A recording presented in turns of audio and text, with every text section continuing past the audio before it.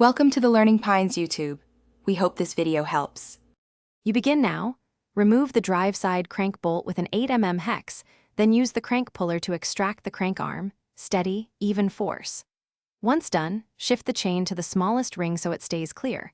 Place the bike in a stand or upside down on a towel to prevent damage. Make sure to have the Praxis BB tool and a 1/2 socket ready. You will need to match splines and hold the tool straight to avoid cross-thread damage. Thread the Praxis BB tool fully by hand until snug. This prevents cross-threading, which is the main risk here. Then, use a 1/2 socket or adjustable wrench. Turn the drive side cup counterclockwise with steady, even pressure. Turn the non-drive cup clockwise if it's threaded opposite. Once cups are loose, remove them and slide the spindle and bearing assembly out. Inspect for pitting or grime.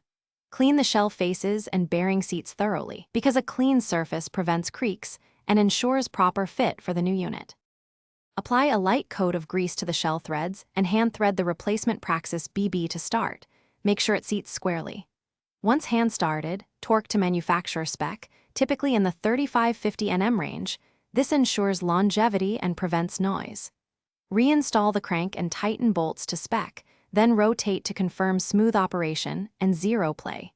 If the BB or cup was stubborn to remove, try penetrating oil.